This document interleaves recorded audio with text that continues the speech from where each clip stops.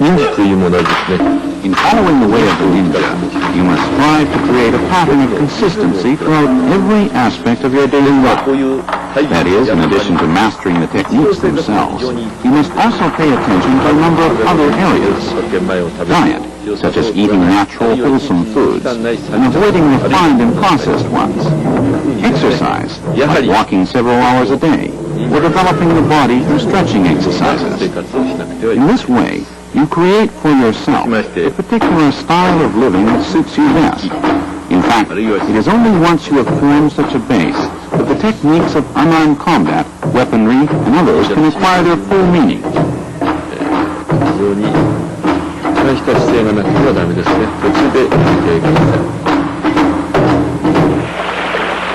This demonstration shows one result of a ninja's long years of training, the ability to intercept the murderous intent of an attacker. Dr. Hatsumi directs the intent to kill to the student in front of him, then brings the sword down. The ninja's acquired intuition warns him of impending danger, enabling him to dodge the blow at the last instant.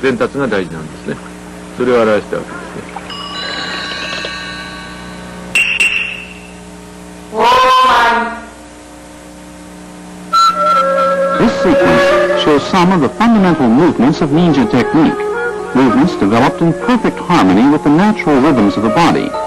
Although each is basically very simple, in combination, they take on deadly effectiveness.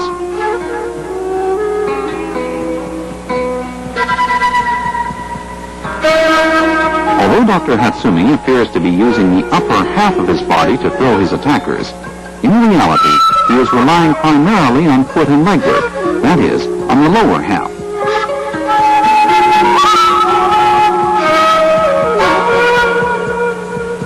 Once again, pay close attention to the footwork in this sequence. Footwork is by far the most important part of a ninja's physical training. With the center of gravity firmly planted in the lower torso and energy radiating from the pit of the stomach, all it takes is the slightest pressure on an attacker's arm to redirect the momentum of a charge to his own advantage. That's why both masters and students alike go to great lengths in taking care of their feet and legs.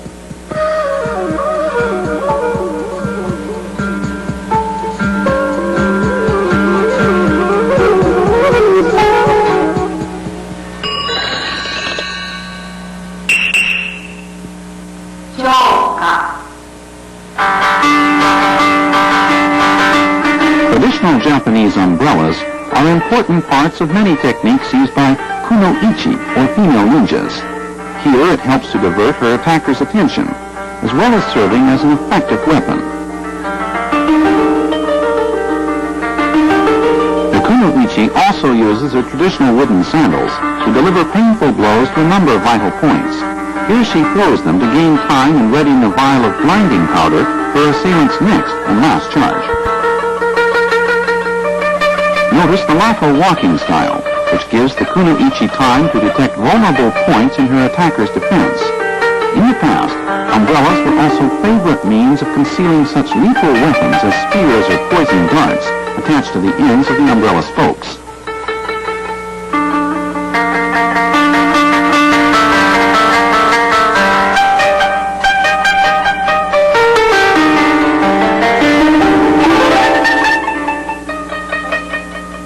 One of the most vital parts of a ninja's training is developing ingenuity in defeating an opponent. Notice how the kunoichi opens the umbrella to conceal her attack, making it all the more effective when it comes. Next, she uses the tip of the umbrella to deliver an upward strike. Also observe how many vital points she hits with the sandals: elbows, knees, tops of the feet, and shins, all in the same motion.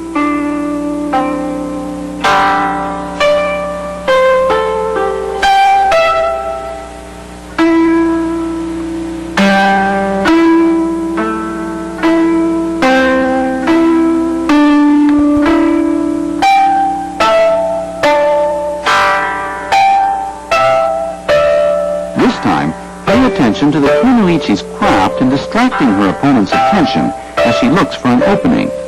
This sequence is a perfect illustration of one of the basic tenets of ninja philosophy, that rather than actually defeating an opponent, the ninja leads him to defeat himself.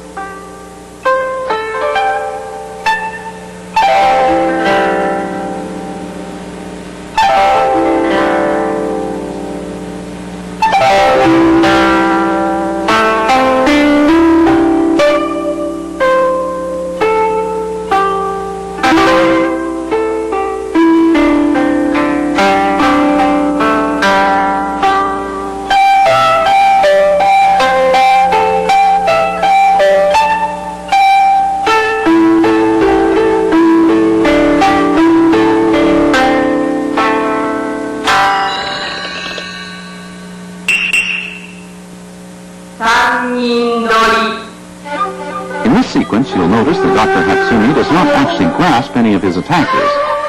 Instead, he breaks free with a single continuous application of energy, the crux of all ninja techniques.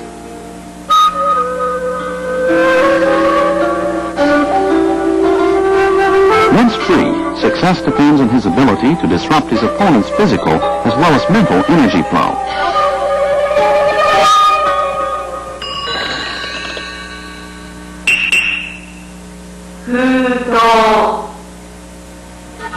The ninja does not attempt to direct an encounter with the enemy, but adjusts his moves and the intensity of his attack according to each situation. Here, as always, Dr. Hatsumi uses no more moves or energy than necessary. After applying the proper pressure holds, simply walking forward is quite sufficient to subdue his victim.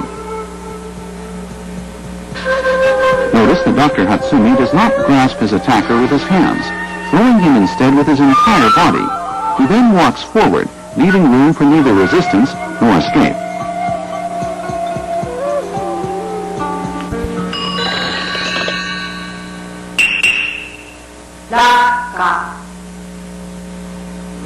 This move also illustrates the importance of legs over hands in deciding the outcome of an encounter. Now let's take a look in slow motion. Dr. Hatsumi takes down the first attacker with balance and footwork alone, and the next with a kick ending in a sharp outward snap to the solar plexus. And after throwing the third, he once again applies pressure to the last two as he walks toward them, rendering them completely helpless. As you learn the way of the ninja, you will forget the notion that you direct a combat situation yourself. Your moves will be dictated by those of your opponent. This is a fundamental principle of not only ninja unarmed combat, but of all other types as well.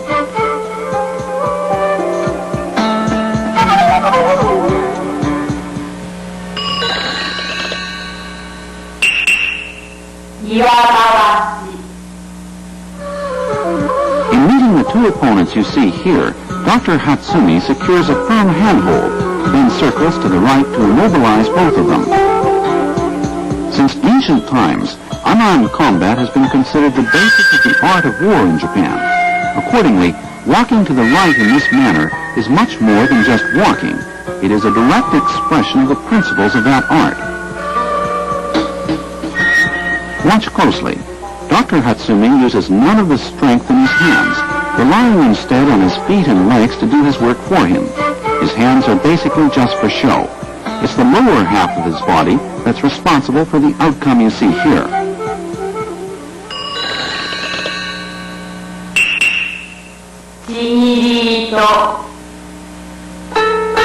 Although the kuno-ichi demonstrating these moves uses a sash containing blinding powder, a rock or other heavy object is also acceptable. This is yet another example of ninja ingenuity in turning the most ordinary of everyday objects into effective means of self-defense and survival. As her attacker's head snaps backwards, the kuno-ichi kicks the back of the knee to send him spinning as he falls. She then slips the sash around the next assailant's arm, using his momentum to slam the blinding powder into his face. Next, she secures the sash around his neck. And from this position, she takes him down straight instead of actually throwing him.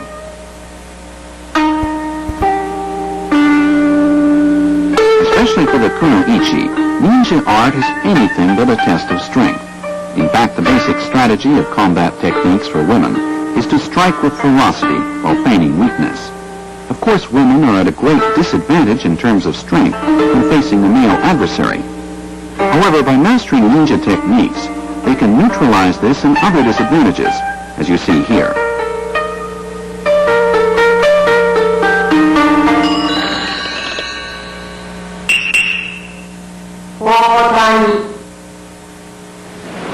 During the period of warring states, the axe was ranked as one of the 6 principal implements of Japanese warfare.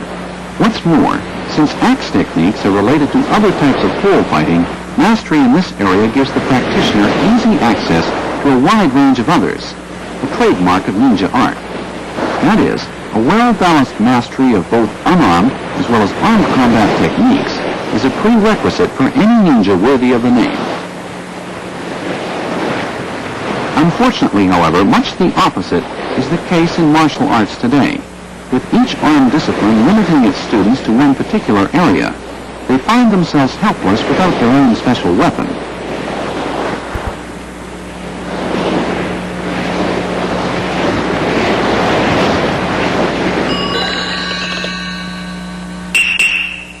In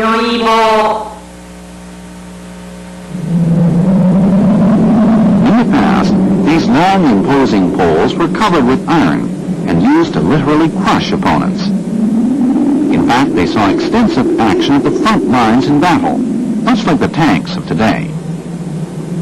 One reason for their popularity was that since many warriors of old wore protective armor, these poles were far more effective than swords in combat. In fact, a blow from a weapon like this was enough to snap even a heavy sword in two like a toothpick.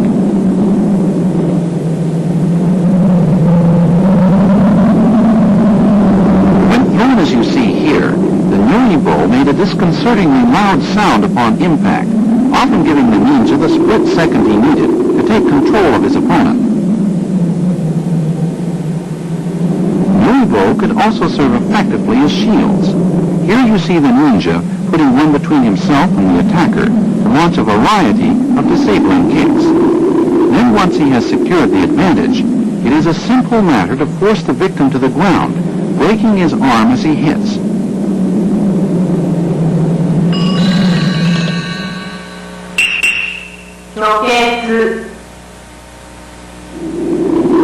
Another category which ranks in the forefront of ninja art consists of blade and chain weapons. In the opening sequence, you saw the ninja disarm his opponent using a chain weighted with an iron ring. Here, the assailant grabs the chain and comes in on the attack. The ninja, in turn, tumbles him as he comes, then has the scythe waiting so that the victim cuts his own throat upon attempting to regain his feet. Take another look in slow motion.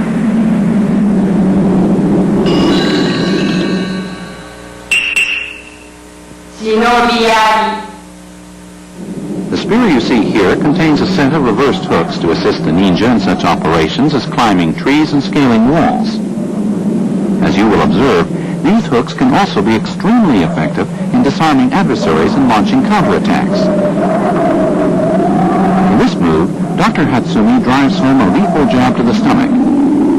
Here, he uses the shaft to take control of his attacker, then drive him to the ground.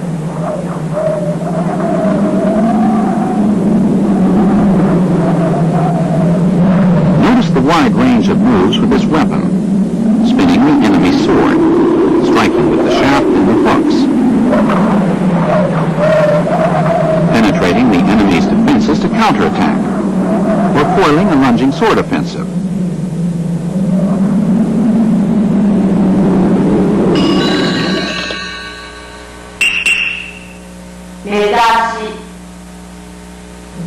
Bamboo canes are another ninja favorite for concealing spears and other weapons.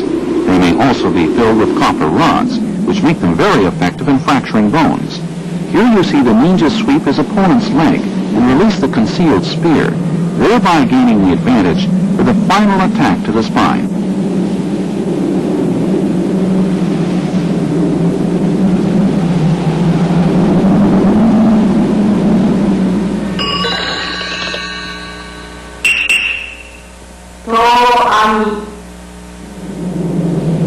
The original meaning of to'ami was a net which destroyed evil.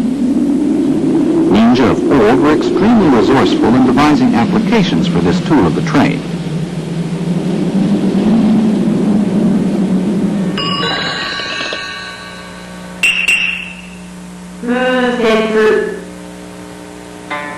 Here you see an intermediate-sized Japanese halberd in the accomplished hands of a kunoichi. Like most ninja weapons, this one also comes in a wide assortment of shapes and sizes. Pay close attention to the natural progression with which the kunoichi dispatches her attackers. Now let's take a closer look. She disarms the first with an upward swing and cuts deep into the back.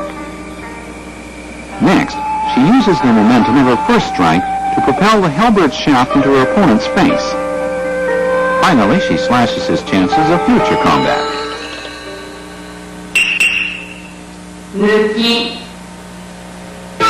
The ninja of old used spiked handbands to assist in climbing trees, as well as subduing armed opponents. Here you see Dr. Hatsumi demonstrate their effectiveness against 3 attackers. He dispatches the first with a one-arm throw, and the second with a double-arm lift, followed by a kick to the ribs.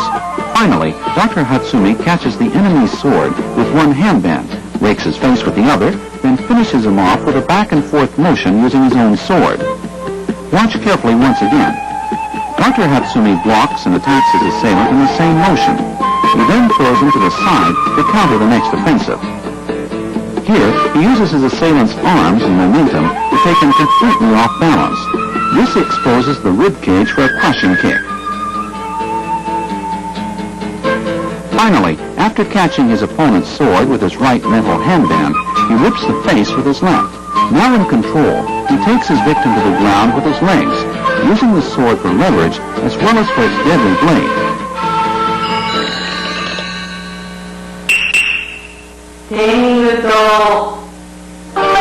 Tenguto technique, which derives its name from the tengu leaf or death cup, uses both arms to simultaneously strike an assailant's ears, neck, or other vital points.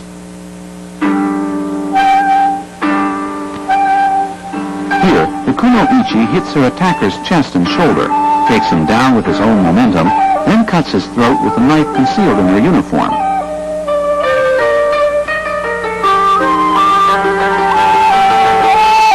You'll notice that the kuno-ichi strikes with both hands open.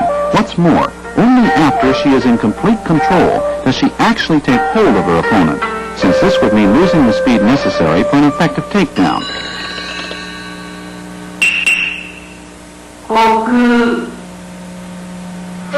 After blocking this opponent's punch and kick, Dr. Hatsumi takes him from behind to send him flying. Imagine your body as a spinning top, throwing your opponent naturally as you spin. This also gives you a perfect chance to strike a number of vital points.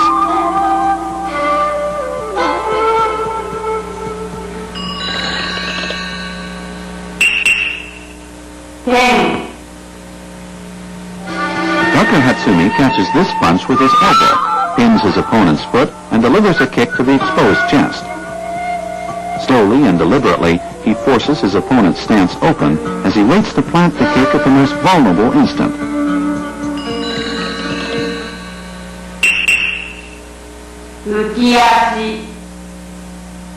Here as well, notice how Dr. Hatsumi simply redirects his attacker's momentum.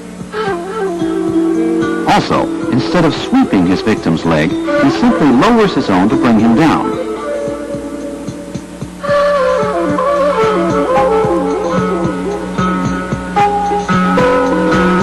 As you follow Dr. Hatsumi's moves in this sequence, you'll notice that each flows naturally from the preceding one, and with the final application of pressure, he has his victim totally immobilized.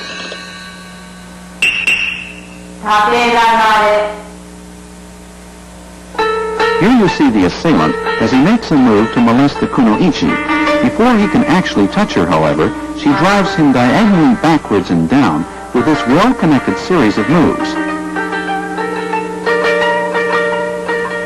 Block takes the arm, controls the face, and the takedown by collapsing the leg. Her knee in his leg, her foot on his wrist, her hand pins his jaw. This time pay special attention to the legwork of the kuno-ichi. She takes her opponent down by striking the back of the knee with her own. And after pinning him at point after point, she is in position to deliver her final 2 blows to the neck.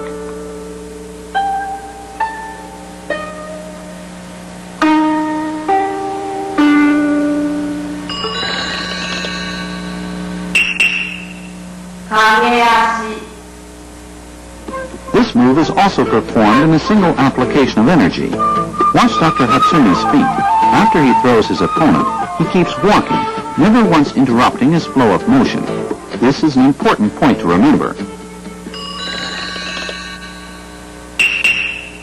編入 In unarmed combat, the ninja's most valuable weapon is control over his own balance and energy flow.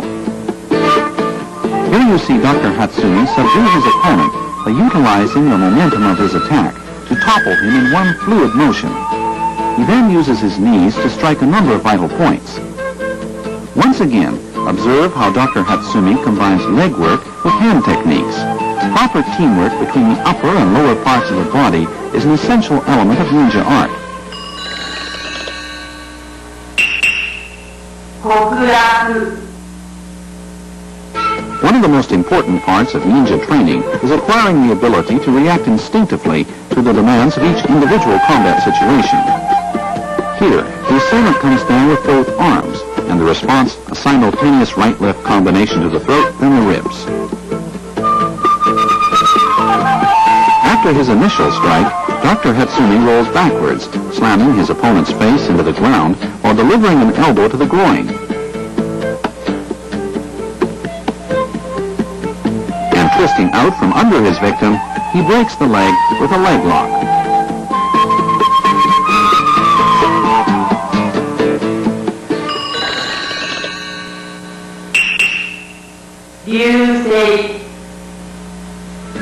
This move can be used to catch kicks to the front, rear, or sides. As always, the point to remember is that this is not performed with the hands, but with the entire body.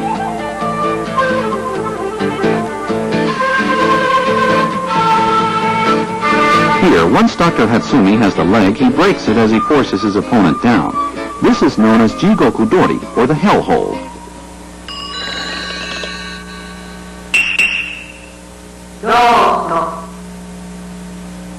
You'll find this move particularly effective in dealing with large or heavy opponents. Dr. Hatsumi goes with the momentum of this handhold, then suddenly turns it back against his attacker, who flips easily due to his own body weight. And once down, Dr. Hatsumi takes control of both arms. The heavier your opponent, the easier it is to take him down in this fashion. As always, try to maintain a smooth, consistent flow of energy at all times.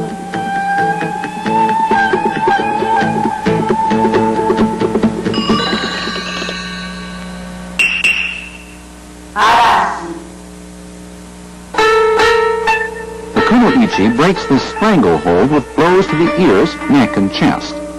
For her final strike, she chooses a jarring inside swing kick to the face. Performed correctly, this move can be used to level much heavier opponents. It demands the skillful use of the palms and soles of the feet.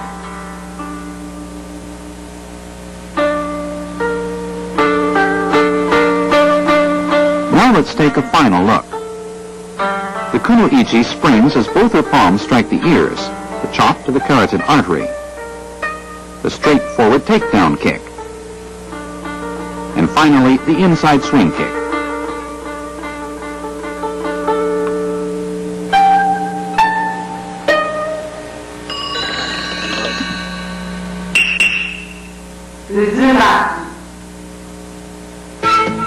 Here, Dr. Hatsumi strikes with a kick to the groin and an elbow to the rib cage, even as he lets himself be thrown. As he rights himself, he takes his victim's arm to render him completely helpless. This segment illustrates another point in ninja technique, letting the enemy think he is in control until it is too late. Once past that point, however, each move is designed to disable him completely. Neck, nose, shoulder. In short, the ninja is in control long before his opponent actually becomes aware of it. Pay attention to each move, noticing the number of different strikes: groin, ribcage, chest, neck, nose and face, armpit, and arm. What's more, at the end of this series, Dr. Hatsumi controls 3 vital points: shoulder, back, and face, with nothing but his own 2 legs.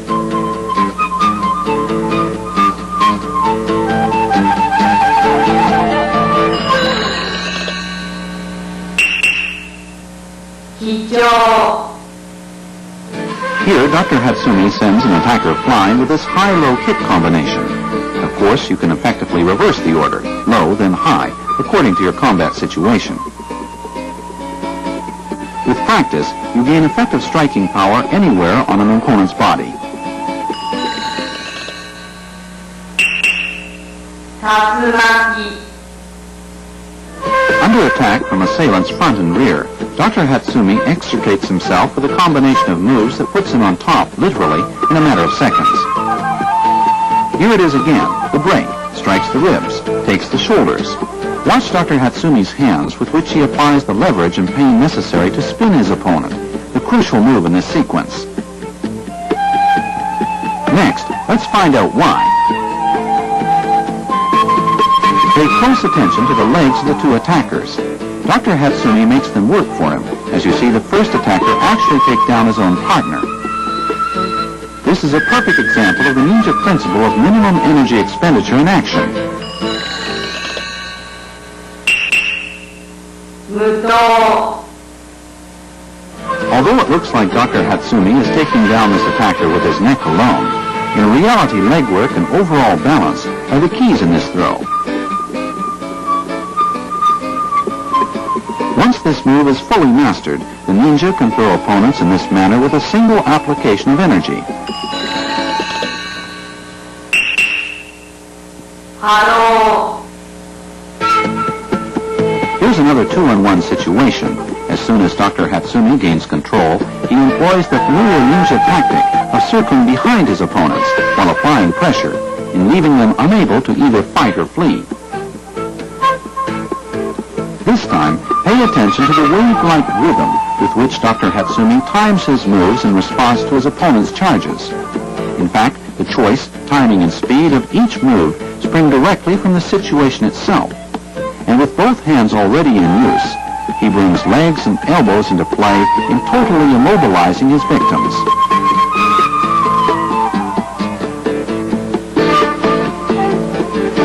Intercepting the forearm of the first assailant, Dr. Hatsumi brings it down with a sharp twist as the second comes in with a lunging blow. Once he is in control of his assailants, he turns them very deliberately. When one extends his arm, he takes it. The first rule in the ninja code of conduct says never initiate an aggressive action. Always wait for your adversary to make the first move.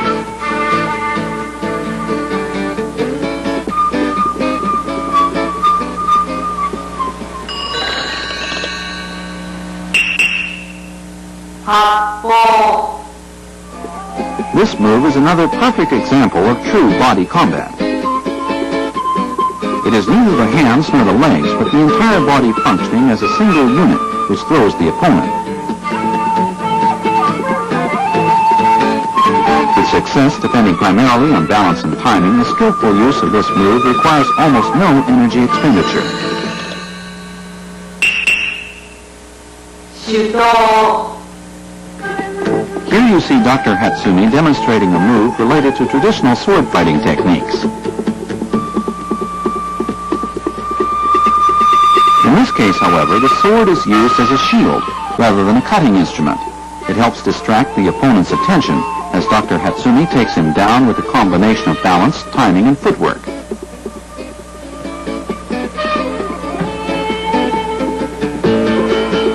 Look once again. Dr. Hatsumi gives his opponent a fleeting taste of victory before the final and decisive takedown. Here you're looking at a specimen of ninja art at its finest.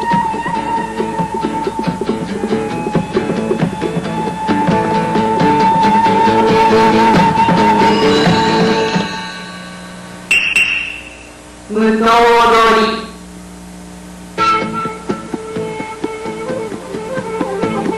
The ninja of old often used this series of moves to defend themselves against a group of sword-wielding assailants. There are, of course, a great many variations. First, let's look at the entire sequence.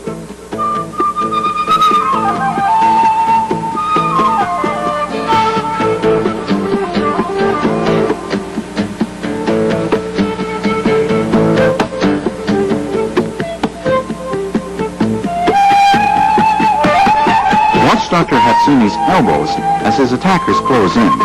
He does not use his hands, but his elbows and entire body in subduing them one after another. In ninja art, the trainee begins the study of elbow techniques only after mastering a basic level of proficiency.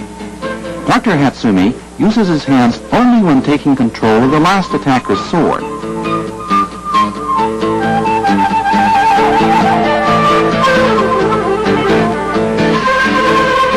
First, he dodges left, grabs the sword handle, and delivers a chop to the neck. And after making an upward cut to the groin, Dr. Hatsumi pushes his victim aside. Next, he dodges right to take control of both elbows, and breaking the right one, he throws his assailant out of the way. Third, he lands a chop to the underarm and incapacitates the right arm before driving the attacker's sword deep into his throat. And finally, Dr. Hatsumi strikes his attacker's elbow with his own elbow and reverses his hands. And with the sword pressed firmly against his throat, the attacker cuts his own throat as he falls.